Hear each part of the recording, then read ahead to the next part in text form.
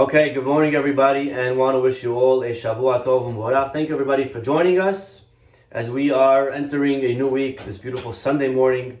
And it is our custom to study on Sunday the ideas from yesterday's Perashat Shemot that is. And I would like to begin today's class with a question. If your child ever asked you, if your friend ever asked you, if you ever asked yourself, what qualities does one need to be a leader? If one wants to be a successful leader, what must they possess?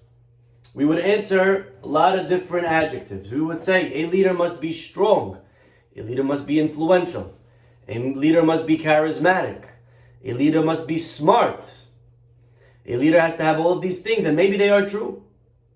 But yet, if we pay attention, something very interesting about the most successful leader in the history of mankind, Moshe Rabbeinu. Moshe Rabbeinu was picked by God to lead the Jewish people out of Egypt into the Promised Land. And as Moshe Rabbeinu is being picked, we don't know anything about him. The Torah tells us a lot of things about a lot of people. And the leader, we don't know much. We know that he was not charismatic. So you could cross that off your list to be a successful leader. He says about God himself, I have a stutter. Okay? If Moshe Rabbeinu was sitting here instead of me, one by one, we would all close our windows. That's how uncomfortable he was to listen to. It's an amazing thing that actually God picks a man with a stutter to lead the Jewish people out of Israel. But Moshe says, I don't speak well, I can't. Now we already had a class last week of Moshe's speech impediment. Ayin Sham. Go please refer to there. Moshe, we don't know if he was strong, we don't know if he was smart. On Har Sinai he had a hard time memorizing the Torah that God gave him. So why does God pick Moshe? Very interesting. We find 3 stories about Moshe in the beginning of his career, and if we pay attention, we find a common denominator. And real quick, the 3 stories. Day number 1, he goes out, and these 3 days are not back to back necessarily. Day number 1, he goes out and he sees the Egyptians striking a Jew. Moshe gets involved, he saves the Jew. Day number 2, he sees 2 Jews fighting, he gets involved, he stops the fight. Day number 3, he sees the shepherds that are picking on the daughters of Yitro, and Moshe again saves them. And this midah, Rabotai, in Hebrew, the midah that we find of Moshe Rabbeinu, this level that he reaches, is called Noseh Be'ol Havero. Noseh Be'ol Havero, carrying my friend's burden. And we translate this into English. What word is that in English? Anyone know? If you said sympathy, it's not accurate. More accurate is empathy. What is the difference between sympathy and empathy?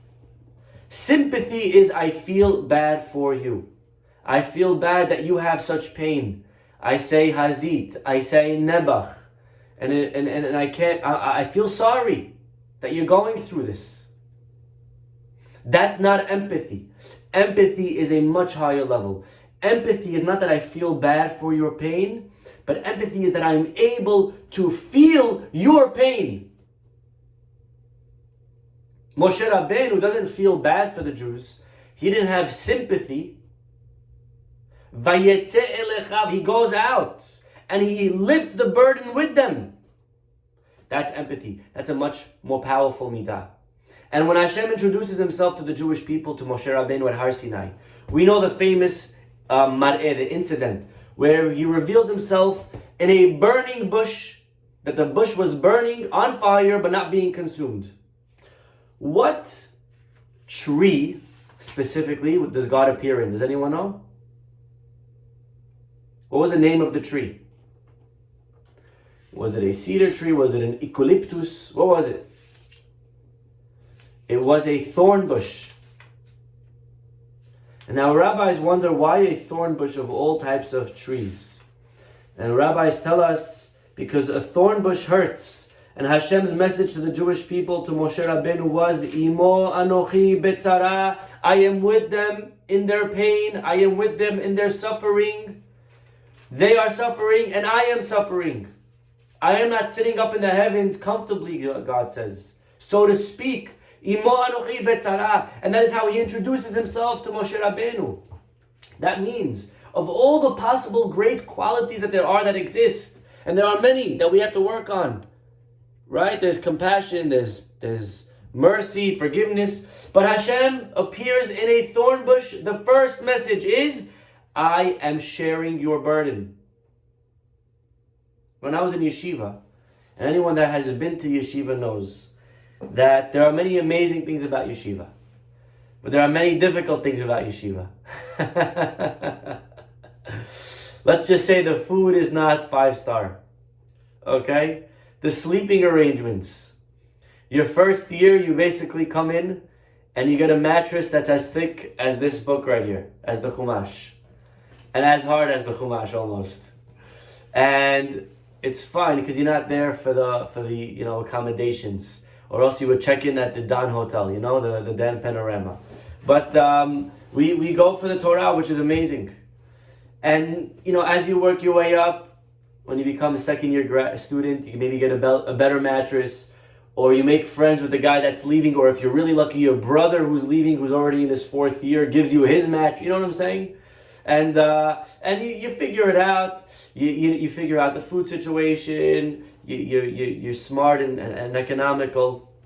Anyways, part of the problem, or part of the not problem, one of the challenges of being in the yeshiva, besides the food and the sleeping, is the heat, the hot water. As you can imagine, you're not in Eilat, it's Yerushalayim, it's freezing sometimes, in the night it gets to your bones. And I remember many, many nights sleeping in Yerushalayim, and sometimes the heat of the yeshiva would not be working. And it was more than just once in a while in a blue moon. It's part of the experience. That's why our moms gave us very warm blankets, and that's why they gave us very warm socks for everything, right? But at the end of the day, there's no heat. It gets cold. It does get cold. And there's sometimes, the boiler, they try to preserve, they try to be a little bit, they're a little bit cheap on the hot water. So they use not a boiler, but they use the dud shemesh, which heats up from the sun. And the second, 4 people shower, that's it. You run out of hot water for the night. And everyone else, good luck. And enjoy the quick 30-second cold army-style shower. This is how it used to be sometimes. And what was amazing is that I remember hearing many, many times from my Rosh Yeshiva, his name was Rabbi Yaakov Maimon. Unbelievable person. You're talking about a person with such refined character. And even anyone that's from or knows or has been to Seattle definitely knows the Maimon family. His father was the rabbi of Seattle who just passed away recently. And my rabbi, Rabbi Yaakov Maimon, was somebody who I looked up to, and I learned a lot from. I learned a lot from him. I used to spend many of my Friday mornings. Friday, you had off. Friday was like the Sunday in yeshiva. Friday was Sunday. In Israel, really. In Israel, there's no Sunday. Sunday is a day of work. Friday is like the Sunday, kind of. And that was our day off. That's when we got ready for Shabbat. We would go to Geula. We would go Shabbat shopping, the popcorn and the seeds. I mean, what a life! What a life! If you've never experienced this, you must go with your family and spend a week in Israel. Going to Machane Yehuda, to the shuk, bargaining with the guy for 2 shekel, which is the equivalent of 62 cents. And you'll waste 3 minutes bargaining with the guy for 62 cents, but it's all worth it because it's part of the experience. I mean, these are the amazing, amazing things about Israel. And my Rebbe and I would spend many of my Friday mornings. I got very lucky. I clocked in a 45-minute session with my rabbi, one-on-one. And this was very hard to get, by the way, because there was a lot of people waiting to get it. And in your first year, you definitely don't have a chance of getting it. But again, as you get older, you get a better chance of getting these one-on-one learning chavruta sessions with the Rosh Yeshiva. And I remember sitting there on Friday mornings with my rabbi, for maybe my second year and my third year, which I was in yeshiva for 3 years.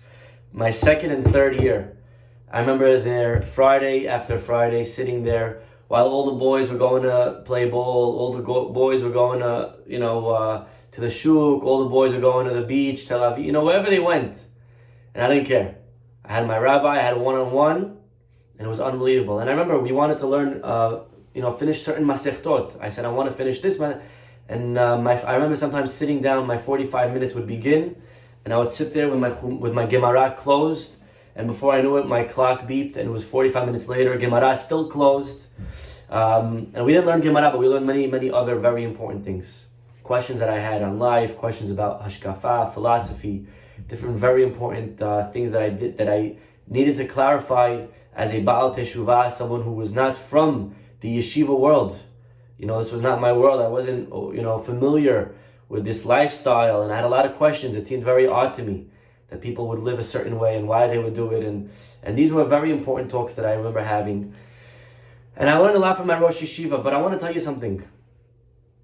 The only reason that I ever cared to hear anything that he said, the day that the rabbi gained respect in my eyes, was not when I saw his wisdom for Gemara, was not when I saw his knowledge in Torah, but it's when I saw how caring and compassionate he was. When I saw that he had such a noseh be'ol chavero. I remember one time, I'll share with you an amazing story. It was Motza'ei Kippur. Yom Kippur in yeshiva is very intense. Take whatever you know, times that by 100. You're talking about, forget the Amidah of Friday night, of Yom Kippur, Leil Kippur. Lecha Eli. The first words we say when we come with our talets as the holiday is beginning. There's not a dry eye in the room. Not a dry eye. Everybody there with their sidurim, everybody there with their shtenders, everybody's with the talet on the head in the zone, screaming, crying, teshuvah, I'm sorry, Hashem, please, notebooks of teshuvah, what we did all wrong this year. I mean, forget about it. Okay? And it's intense. And our beat is very long, not because of the selling. Not because of the selling, make it very clear. There was no one buying the Kal Nidre for 50,000, okay? But it was an amazing, amazing experience. And when the holiday is done, no one could talk. And the system was, you finished very late. They didn't rush, some places they rush. The second it's sunset, they go straight to eat. They're hungry, okay? They waited, Rabbeinu Tam, 72 minutes, sometimes even longer. And we would go, the system was like this. We would go, I'm telling you, because just in case some of you are interested in going to yeshiva, just so you should be aware. That's not why I'm telling you. We would do a quick kiddush, havdalah rather. We would eat just a regalach or two to hold ourselves, and then the meal would be in another 2 hours from then. So just try to picture it. Yom Kippur's over, everyone's exhausted, and you ate like a regalach or two, a quick coffee, and the meal's going to be in another 2 hours, 9 p.m., 9:30, 10 o'clock, whatever it is. And a lot of kids start packing for home. This packing because they're flying back to America for Sukkot. A lot of kids go just for a jog or to play ball in the backyard. And I remember a lot of kids stayed learning extra. It was an amazing sight to see. Could you imagine being in shul for Yom Kippur, 25 hours, and it's over, and then they're back in the Beit Midrash learning? Beautiful. And I remember finding my Rosh Yeshiva on this awesome moment as the new year is beginning, after Teshuvah, and we're clean. And I remember seeing my Rosh Yeshiva, you know where he was?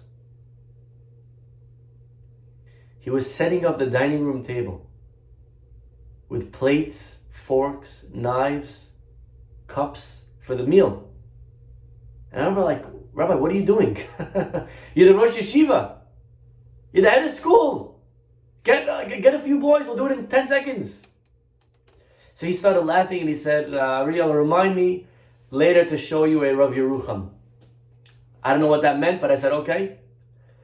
And I helped the rabbi, of course, finish setting up the dining room table. and we had the meal, and then of course it was already like 11, 12 p.m., 12 a.m. This is Yeshiva Mikdash Melech, that's where I went. And then, believe it or not, after the meal, many boys straight back to work in the Beit Midrash, plugging away, learning away. It was amazing, amazing. Nothing like it. Cannot explain, cannot describe the vibe. And again, boys, and the Rosh Yeshiva, of course, is there, and he doesn't get paid for this. He didn't see his family yet. I believe his family maybe sometimes they came to break the fast. I don't recall vividly, but he's there learning, and we line up asking him questions. Anyways, I get online, and then I say, Rabbi, you owe me a Rav Yerucham. So he smiles, he says yes, and he points and he says, second bookcase, top shelf. You see the 5 black books? Get me the second one to the right. Okay, I got the black book. I brought it to him. Of course, it was the Perush of Rav Yerucham on Chumash. And he opened it and he showed me a line that really changed my perspective. And this was so powerful for me. I remember, and he showed me saying something the following. He says that if you want to be successful in a position of leadership, if you want to be successful teaching Talmidim, teaching students, if you want to be a successful Rosh Yeshiva, if you want to be a successful parent, if you want to be successful anything, any position of authority in life, your first concern is and must be the physical well-being of your students, not their spiritual well-being. If all you're concerned about is their spiritual well-being, you will not be successful. And he was somebody that lived this. He cared not only about our spiritual growth, he cared about our physical growth. And he epitomized Noseh be'ol chavero. I remember hearing from his own children that whenever we would lose heat in the yeshiva and we would sleep in the middle of the night without any heat on, his children told us many times that their father, the Rosh Yeshiva, Rabbi Maimon, would sleep in his home that night without a blanket. If there was ever no heat in the yeshiva, he would sleep without heat in his home. Of course, he wouldn't turn off the heaters because he didn't feel that was fair to his children. But he would sleep without a blanket. I mean, that is what it means to empathize. Now, can I ask you a question? Did it make the heat work now that he slept without a blanket? Did the hot water in the boiler magically start working now that he showered with cold water? What is the point of empathy? Is the problem solved? Do we have heat now that he slept without heat? No. So what is empathy all about? If the problem's still there, why empathize? I remember hearing one time a very powerful thought. And that is that in life, it is very important, and is maybe the number one need that as people we need, to know we're not alone. We hate feeling alone. When God creates the world, every day of creation, God analyzes, great. There is one day that God says, Lo tov. On the 6th day, God says, Lo tov, heyot ha'adam levado. It's not good for man to be alone. Everything is good except for being alone. We hate that feeling. And if it's so comforting to know that there are people that are sharing my experience. You know, therapists get paid top dollar. And anyone that has been a therapist or anyone that is a therapist, and I'm not putting down what they do, but it is a fact. Many times you could speak to somebody that has seeked help and they will admit the therapist did not tell me anything new. They don't give us always advice that we didn't know already. But the secret of what a therapist does is all they do is one thing. They listen. That's really what it is. They listen. They validate. I understand what you're going through. They don't try to give answers. They don't try to explain. And it's something that's very hard, especially as a husband. You know, I'm always, results oriented, solution oriented. There's a problem, I'll give you a solution. And a lot of times, They don't need solutions, people around us. They know what to do. They want to know that their feelings are being validated.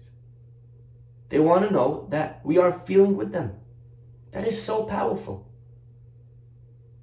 When someone is sitting Shiva lo aleinu, sometimes we make this mistake. We think that we need to go and now explain why God did what he did. And as we're sitting in front of the mourners, we feel this awkward, heavy silence. And now we say, you know what? We go into like this panic, and we start having to say things to the mourners, and we think that now it's our job to make it all better.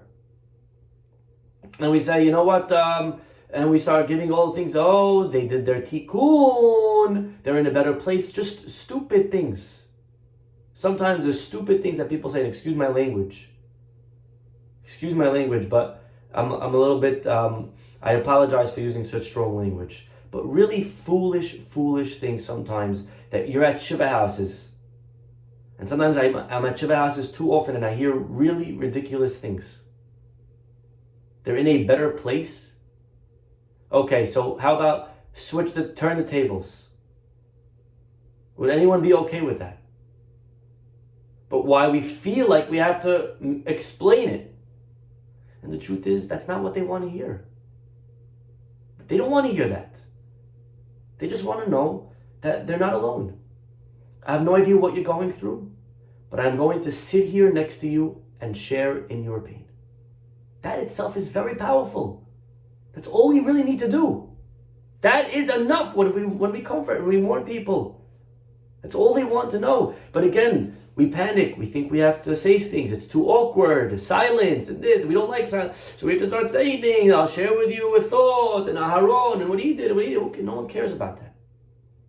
When someone is suffering, they just want to know that they're not alone. Let them talk. Let them talk. Eventually, they will talk. They'll share about the deceased. They'll tell us about them maybe. They'll tell us about their experience. Let them talk. We don't have to say anything. Iyov, when he suffered big time, he lost his money, he lost his health, he lost his children. He lost everything. And his friends came to comfort him. You know what they told him? Nothing. It says they sat and they just sat with him. And that's very powerful in everything in life. With mourners, lo alinu, we should never have to know these. It's true with people that are around us that are going through a hard time. They had a bad day. And sometimes they could be going a little bit extreme in how they express themselves about how their day was. And then we get nervous. Oh no, they're having the way they're talking. No, I have to quickly snap them out of it. No, we don't. It's just a bad day. It's going to pass. All they want to hear now is that I understand. This is how you're feeling.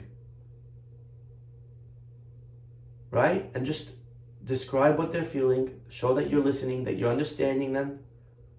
A man once came home, and his wife was complaining. And she says, honey, I can't handle it, with this and my friend, and then the babysitter, and the driving and the carpool. And the husband says, listen, honey, and she's crying, and he says, listen, I have a very easy solution. Why don't you just suggest that the carpool, you'll do the afternoon, and the babysitter, let her come at this time, And the wife runs up to the room, and she's crying even more. The husband doesn't understand what he did wrong. He thought he was amazing. He thought he was Einstein. He had an amazing plan, solution. A week later, he comes home again. Wife complains. He says, okay, great, so just I have an idea. Don't hang out with that friend and this and this and then that. And she starts crying and she runs upstairs to her room. And finally the guy goes to his rabbi and says, Rabbi, I don't understand. Every time I go home and my wife complains and I give her easy solution and I try to help her out and she just cries even more. The rabbi says, listen, your wife doesn't need your help. She knows what to do. She just wants you to be supportive. She just wants you to vow. Okay. That week he goes home and he sees his wife is on a step stool and she's trying to put something and reach something from a very high shelf. And she's almost falling and all of a sudden the door opens up and the husband comes home. And she says, oh my God, great, honey, you're here. Can you give me a hand? He says, honey, you're doing great. I'm right behind you, honey. Just keep going. I believe in you. Yeah, so we always have to apply sechel, and balance. But this is a very powerful midah, rabotai. To empathize is not about it's going to make the problems go away. I'm not going to now have heat in my yeshiva because my rabbi slept without a blanket. But it helps to know that you're not alone. It helps to know that people out there care. When we visit people that are mourners, we're not going to make the deceased come back to life. When we go to our friend that their child is not feeling well, we're not going to necessarily make them feel better. But you're not alone. And this is, again, a very, very, very important concept when we are applying empathy to remember. There is another very strong point over here. How does it help to empathize? And we gave one thought, and that is from the angle of that you're not suffering alone. But there is another thought that I would like to share with you, and if I could just develop it for a few minutes. You know, we go to rabbis for blessings many times. How many of you have ever gone to a rabbi for a bracha? Right? Countless times. We go to rabbis, right, all over the world. We'll pay top dollar sometimes. And very powerful. What is the idea behind going to a rabbi for a blessing? And you don't know why we do that. Why do I go to a rabbi for a beracha? So on a simple level, the rabbi can give me berachot because they are a very holy person. And that could be true. That could be true. But there is another reason why we go to berachot. Amazing, amazing concept. Please listen to this. Yes, they're closer to Hashem. That's true. That's one aspect. But there is another idea, and it's very deep. Please pay attention. Hashem, the pasuk says, El emuna ve'en avil. God is just. There is no iniquity. He is fair. What does that mean, that God is just? I mean, I hope so. I hope so. That's not really so praiseworthy to call him just. My rabbi is also just. What does it mean just? Hashem is just. That's not such a praiseworthy thing. That's very parv. Like, oh yeah, he doesn't steal. Hazaku Baruch. I hope not.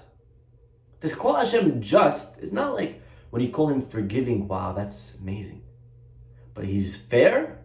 In what way is that a praise? He doesn't do anything wrong? I sure hope so.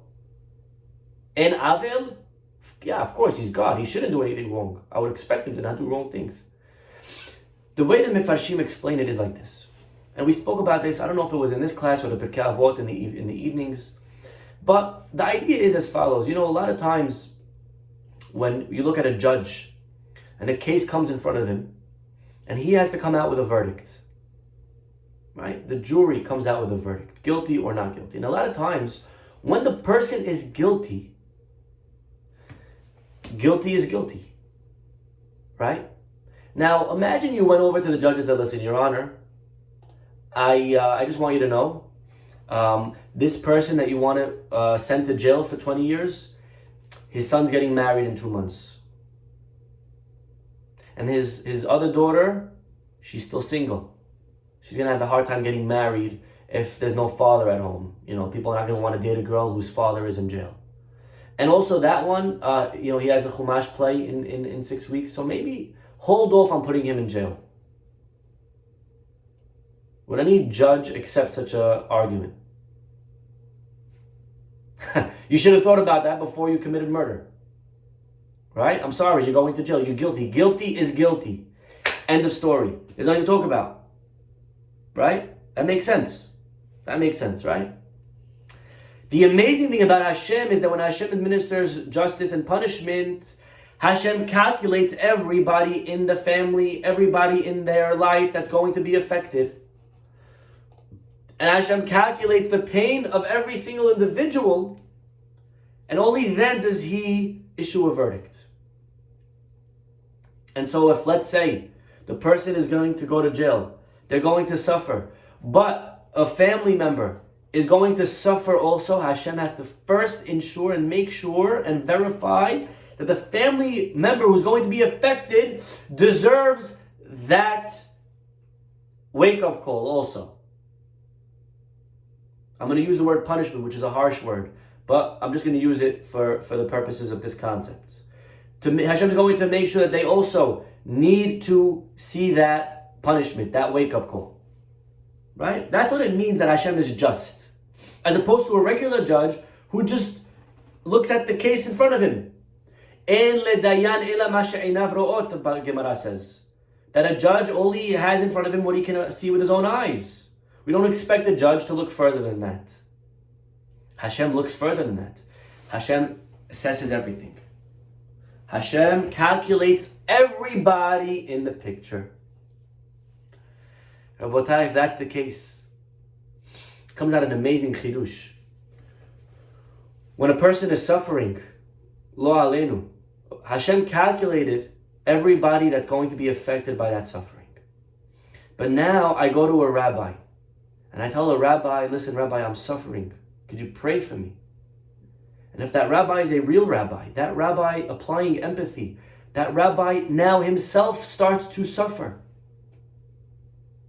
That rabbi is suffering with me. And if that's the case, Hashem says, whoa, time out.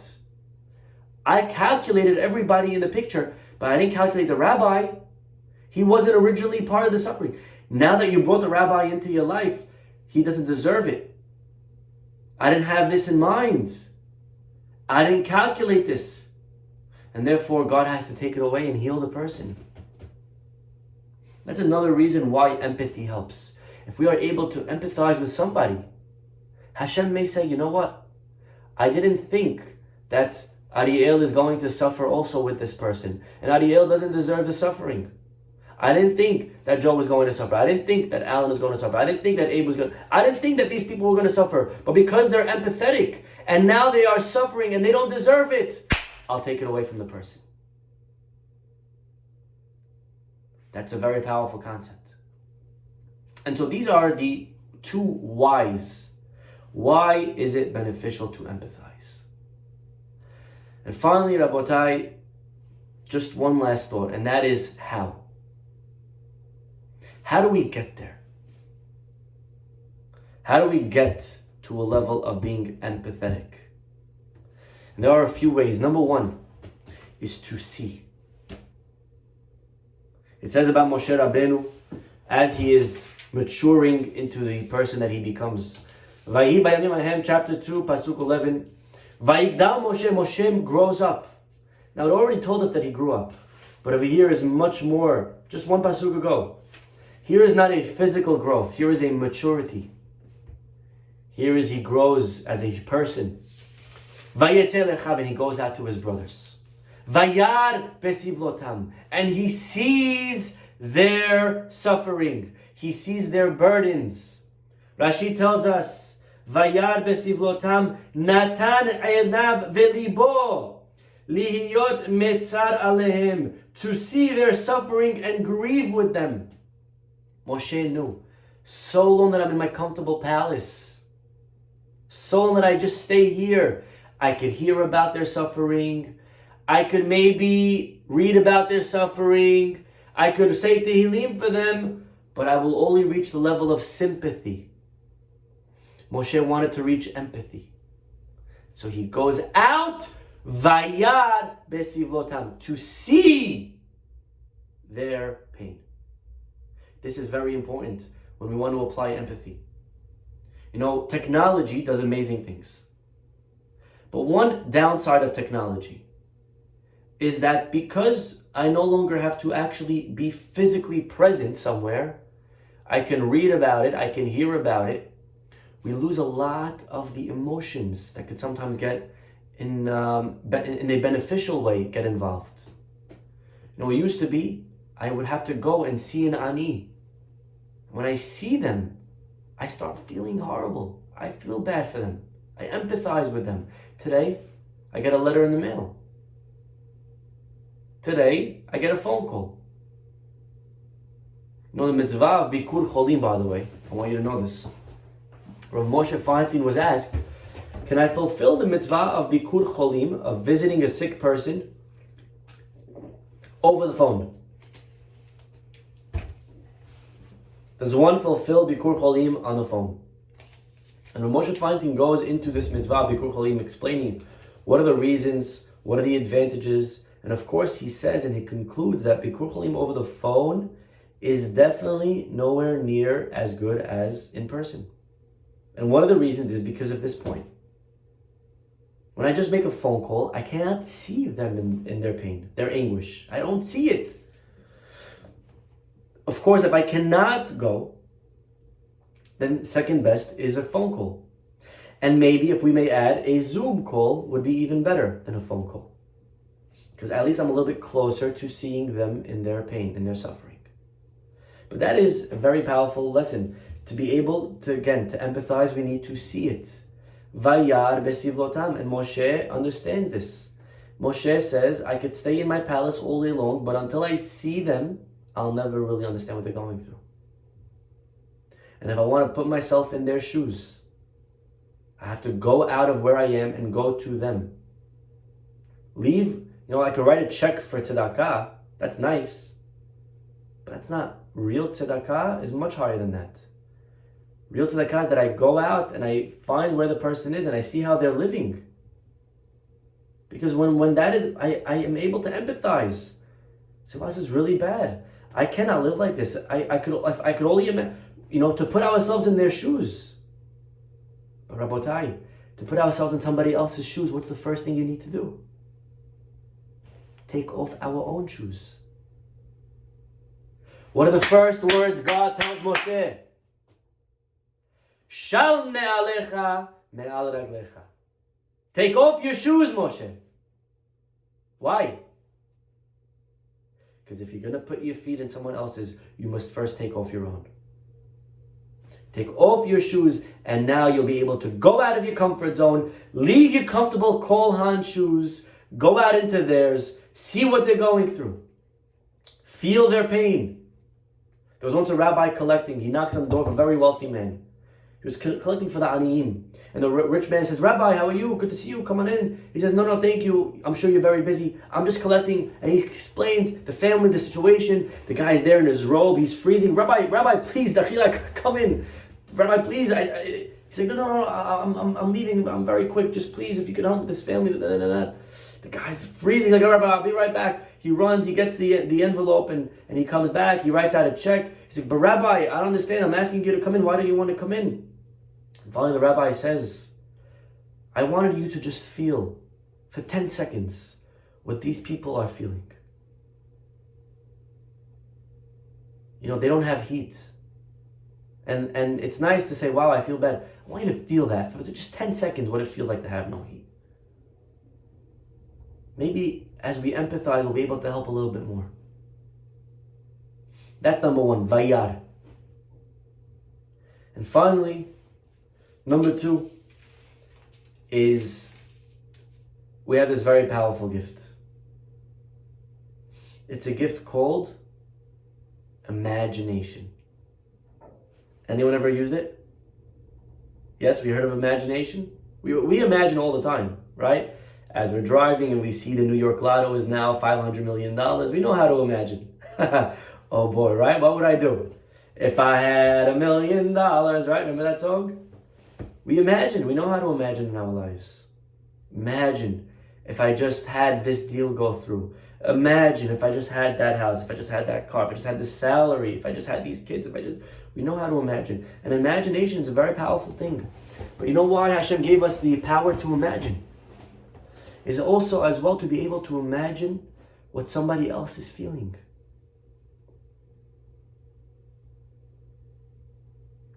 To imagine what their pain is. To try to feel what they're going through. We know how to apply imagining. We must take that and apply it to empathy. There were once two people in the hospital for cancer. Lo aleinu, true story. Two husbands, very similar age, very similar family situation. They just made small talk. Hello, how are you? Hatzlacha, good luck, refuah shelema, feel better. And they never saw each other again. One of them came out alive, thank God, and the other one, lo aleinu, passed away.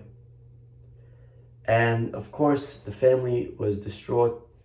In the middle of the Shiv'ah, the wife gets a letter, and she gets a check in the mail. She doesn't recognize the name, and then as she reads the letter, she realizes that it's from the first man that was in the hospital with her husband. That other guy that was there at the same time as her husband. And he says, all I could think about was imagine it was the other way around. Imagine I was the one that didn't come out of the hospital. I could only imagine what you're going through. What would I want someone to do for my wife, for my kids? And therefore, you don't have to worry about it. I will take care of the mortgage. I will take care of your groceries. I'm going to take care. He was able to do this because he was able to imagine.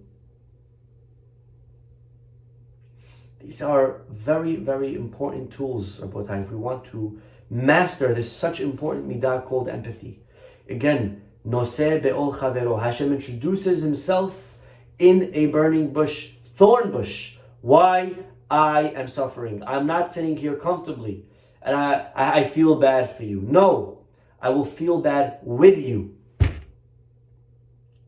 These are some of the thoughts, Rabotai, on empathy. May we be zocheh to master, may we be zocheh to reach these levels of imo anochi betzara, to feel for those around us, whatever they're going through.